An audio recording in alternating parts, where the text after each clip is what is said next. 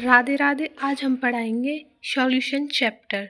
तो सॉल्यूशन क्या होता है?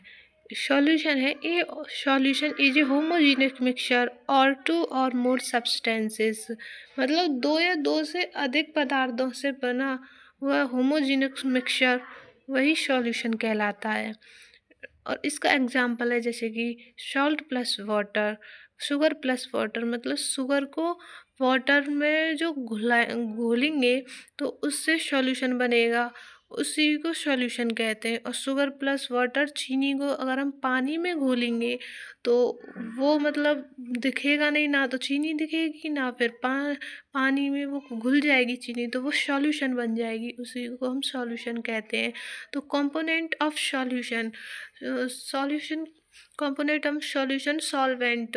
तो सॉल्वेंट होता है, सॉल्वेंट क्या होता है? जो मात्रा में ज़्यादा होता है, जो मात्रा में ज़्यादा होता है वो सॉल्वेंट होता है। और सॉल्यूट जो मात्रा में कम होता है, ठीक है। और फिर बताते हैं शुगर। शुगर का हम सॉल्यूशन बनाते हैं जैसे कि वाटर सॉल्वेंट होता है और शुगर सॉल्यूट होता है, क्योंकि जो सॉल्यूट होगा वो तो कम मात्रा में होगा और सॉल्वेंट होगा वो ज़्यादा मात्रा में होगा। तो वाटर तो सॉल्वेंट है ज़्यादा मात्रा में, और शुगर है वो कम मात्रा में, तो वो शुगर है, मतलब वो कम है तो शुगर कम मात्रा में ली जाएगी, तभी तो उसका सॉल्यूशन बनेगा, ठीक है। अब बताते हैं टाइप्स ऑफ सॉल्यूशन, है types of solution. Solid in liquid, मतलब सॉलिड और लिक्विड, मतलब हमें हार्ड वो भी लेना है, लिक्विड फॉर्म में भी लेना है। तो चीनी, चीनी तो सॉलिड हो गई, और लिक्विड हो गया वाटर, तो सॉलिड और इन लिक्विड, तो शुगर इन वाटर। और लिक्विड इन लिक्विड, मतलब हमें पतला पदार्थ होता है वो लेना है, तो एल्कोहल इन वाटर, ठीक है। गैस इन लिक्विड, तो CO2, ये तो गैस हो गई। और लिक्विड फॉर्म में सोडा एंड वाटर, ठीक है, सोडा वाटर। अब बताते हैं कॉन्सेंट्रेशन ऑफ सॉल्यूशन। तो कॉन्सेंट्रेशन सॉल्यूशन इजी फॉर्म में बताती हूँ मैं आपको। किसी सॉल्यूशन में सॉल्यूट की मात्रा के सॉल्वेंट या पूरे सॉल्यूशन सिलेक्शन सॉल्यूशन की मात्रा के अनुसार बताना ही कॉन्सेंट्रेशन कहलाता है। मैं दोबारा से रिपीट कर रही हूँ। किसी सॉल्यूशन में सॉल्यूट की मात्रा को सॉल्वेंट या पूरे सॉल्यूशन की मात्रा के अनुसार बताना ही कॉन्सेंट्रेशन कहलाता है। और इसमें डेफिनेशन दे रखी है, आप इसको देखकर कर सकते हैं। डेफिनेशन है, concentration of solution is the measure of the quantity of solution dissolved in a specified quantity of solution, solvent और solution। तो ये भी हो सकता है, ठीक है। मोलैरिटी बताते हैं हम। अब मोलैरिटी होती है number of moles of solute पर लीटर ऑफ सॉल्यूशन। तो 1 लीटर सॉल्यूशन में प्रेजेंट सॉल्यूट के मोल की संख्या वही मोलैरिटी कहलाती है, ठीक है। और इसका फॉर्मूला भी दे रखा है, molarity equal moles of solute upon में वॉल्यूम ऑफ सॉल्यूशन लीटर। तो इसमें ये लीटर दे रखा है। और molarity is the number of moles of solute present पर किलोग्राम ऑफ सॉल्वेंट। तो इसमें सॉल्वेंट दे रखा है और किलोग्राम है ना। और इसका भी फॉर्मूला यही है, देख लेना। और मोल फ्रैक्शन, तो हाँ एक और बात, जो मोलैरिटी होती है ना वो टेम्परेचर पर डिपेंड नहीं करती है, इसलिए न्यूमेरिकल में यह ज़्यादा रिलायबल होती है ना। अब आते हैं मोल फ्रैक्शन पर। तो mole fraction way the ratio of the number of moles component to the total number of moles of all component is the mixture. इसका ये फार्मूला दे रखा है, एक्स Na+NB। और ये इसका एक और बात बतानी, हाँ मोल फ्रैक्शन टेम्परेचर पर डिपेंड नहीं करता है, इसका कोई यूनिट नहीं होती है, ठीक है। इसकी कोई यूनिट नहीं होती है और ये टेम्परेचर पर डिपेंड नहीं करता है जो मोल फ्रैक्शन होता है। हम मोलैरिटी का एग्जाम्पल बताते हैं तुमको। मोलैरिटी जैसे नहीं समझ में आई हो तो मोलैरिटी का एग्जाम्पल बताते हैं। यदि 1 लीटर पानी में 1 मोल्स होते हैं, मोल्स नमक NaCl जो नमक होता है उसे 1 लीटर पानी में घोलकर जो सॉल्यूशन बनता है वही मोलैरिटी आती है, ठीक है। ऐसे ही अब मोलैलिटी का एग्जाम्पल देख लो।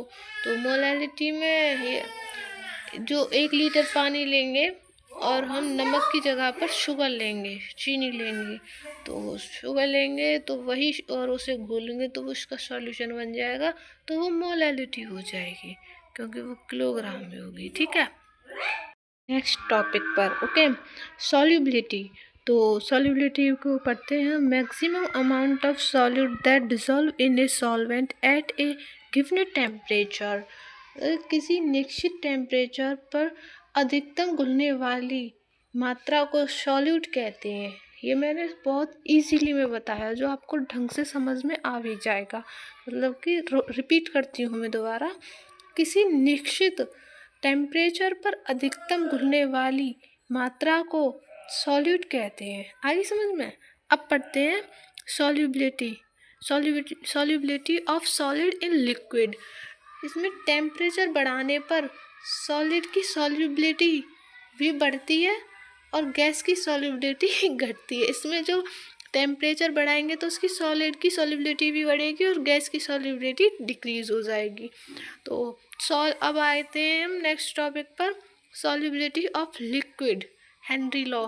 तो the solubility of gas in liquid is directly proportional होता है to the pressure of the gas. और हाँ, ये बहुत ही वेरी वेरी इंपॉर्टेंट है, जो 3 मार्क्स का आता है, इसकी थ्योरी आती है 3 मार्क्स की, हेनरी लॉ की। यूपी बोर्ड के लिए तो वेरी वेरी इंपॉर्टेंट है, ये तो जरूर ही आएगा। ठीक है, अब आते हैं हम वेपर प्रेशर ऑफ सॉल्यूशन।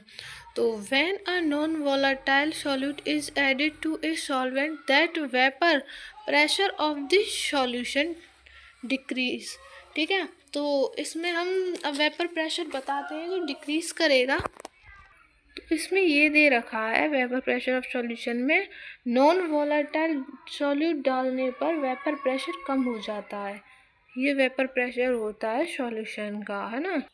अब हम आगे बताते हैं रॉड्स लॉ। ठीक है, vapour pressure of solution in equal mole fraction into vapour pressure of pure solvent. जो वेपर प्रेशर सॉल्यूशन बनाता है वो mole fraction vapour pressure pure solvent बनाता है। ठीक है, इसका ये फॉर्मूला है। और ठीक है, ये फॉर्मूला है। और हाँ, एक पर्सनल बात है, जो न्यूमेरिकल और थ्योरी, जो ये न्यूमेरिकल और थ्योरी है ना, ये मतलब रॉड्स लॉ से ही आएंगे। एक न्यूमेरिकल एक थ्योरी तो जरूर ही आएंगे। ठीक है, कॉलिगेटिव प्रॉपर्टी, मैंने कॉलिगेटिव प्रॉपर्टी बता दें। कॉलिगेटिव प्रॉपर्टी है जो, मतलब इसको हिंदी में बता दें तो जो इजीली समझ में आ जाएगा आपकी। ठीक है, तो ये गुण केवल सॉल्यूट पार्टिकल्स की संख्या पर डिपेंड करते हैं, वही कॉलिगेटिव प्रॉपर्टी होती है ना। और इसके 4 कॉलिगेटिव प्रॉपर्टी के 4 पॉइंट होते हैं, जैसे कि relative lowering of vapour pressure and elevation in boiling point, जिसका वो formula delta T V, depression in freezing point, osmotic pressure. ठीक है, ये इतना ही है आज के लिए, इतना ही काफ़ी है। और आपने हमारा ये चैनल को सब्सक्राइब कीजिए, लाइक कीजिए, और आपका बहुत बहुत धन्यवाद। थैंक यू सो मच, आपने हमारा पूरा चैनल देखा। इसको लाइक सब्सक्राइब करना तो भूलें ही नहीं। और हाँ, मैं बता दूँ, थोड़ी मेरी आवाज़ अजीब सी लग रही होगी, ऐसा लग रहा होगा मैं हिटक हिटक के बात कर रही हूँ, मतलब कुछ भी, या ज़्यादा तेज़ बोल रही हूँ या ज़्यादा कम बोल रही हूँ। तो प्लीज़, मेरा ये पहला चैनल है तो इसलिए पहले चैनल पर थोड़ी हिचकिचाहट सी तो होती है, लेकिन बाद में सब सही हो जाएगा। और जो भी कोई प्रॉब्लम आए तो मुझे कमेंट में ज़रूर बताएं। Okay, thank you so much.